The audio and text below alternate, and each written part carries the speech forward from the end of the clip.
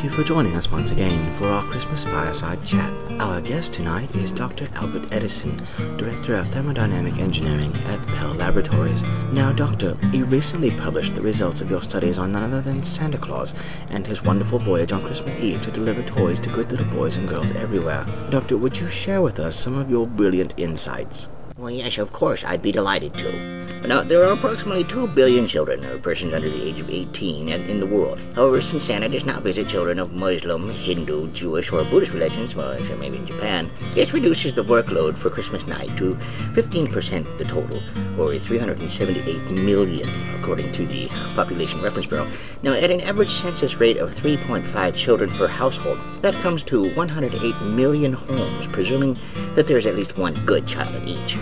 Now, Santa has about 31 hours of Christmas to work with, thanks to the different time zones and the rotation of the Earth, assuming he travels east to west, which seems logical. This works out to 967.7 visits per second. This is to say that for each Christian household with a good child, Santa has around 1/1000th of a second to park the sleigh, hop out, jump down the chimney, fill the stockings, distribute the remaining presents under the tree, eat whatever snacks have been left for him, be it back up the chimney, jump into the sleigh, and get on to the next house. Wow! Assuming that each of these 108 million stops is evenly distributed around the Earth, which we know to be false but will accept for the purposes of our calculation, we're not talking about 78/100ths of a mile per household, for a total trip of 75.5 million miles, not counting bathroom stops or breaks.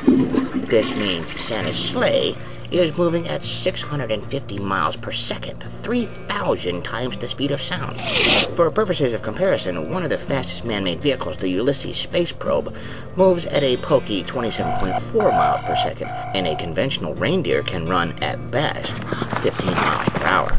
The payload of the sleigh adds another interesting element. Assuming that each child gets nothing more than a medium-sized Lego set, approximately 2 pounds, the sleigh is carrying over 500,000 tons, not counting Santa himself. On land, a conventional reindeer can pull no more than 300 pounds. Even granting that the flying reindeer can pull 10 times the normal amount, the job can't be done with 8 or even 9 of them if you include Rudolph. Santa would need 360,000 of them.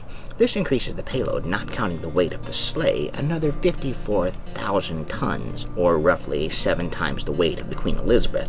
The ship, not the monarch.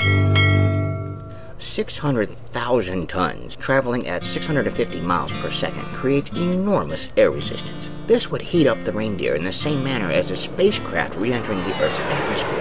The lead pair of reindeer would absorb 14.3 quintillion joules of energy per second each. In short, they would burst into flames almost instantaneously, exposing the reindeer behind them and creating deafening sonic booms in their wake. The entire reindeer team would be vaporized within 4.26 thousandths of a second, or right about the time Santa reached the 5th house on his trip. Not that it matters, since Santa, as a result of accelerating from a dead stop to 650 miles per second in 1/1000th of a second, would be subjected to acceleration forces of 17,500 Gs. A 250-pound Santa, which seems ludicrously slim, would be pinned to the back of the sleigh by over 4.3 million pounds of force, instantly crushing his bones and organs and reducing him to a quivering blob of pink goo. Therefore, if Santa did exist, he's dead. Merry Christmas.